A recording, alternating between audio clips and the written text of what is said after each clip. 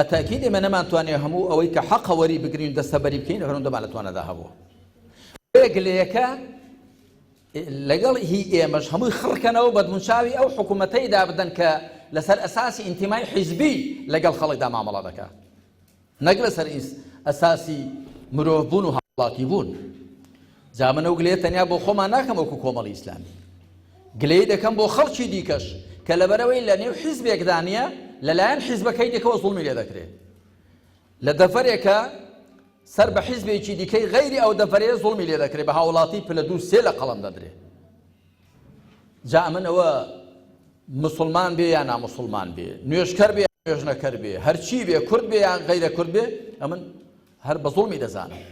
ئێمە ئەوەی لەم وڵاتەداین بە پێی شەرعی خوا، بە پێی دینی خوا دەبێ وەکو مرۆڤ و هاوڵاتی مامەڵەیان لەگەڵدا بکرێت، نەک وەکو ئینتیمای حیزبی یا ئینتیمای دینی یا ئینتیمای نەتەوەیی.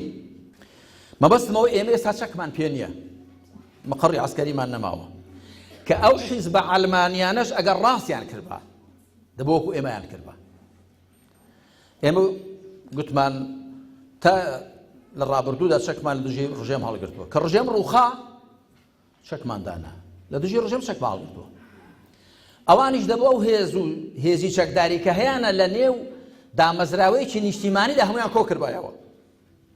وی ئەو هێزی پێشمەرگەیە، پۆلیسە، ئاساییشە، هەرچی هێزی چەکدار زێڕەفانی هەرچیە ئینتیمای هەبێ بۆ نیشتیمان، دامەزراوەیەک بێ هی هەموو خەڵک بێ، نەکی حیزبێکی دیاری کراوە کە ئەوان وایان نەکرد.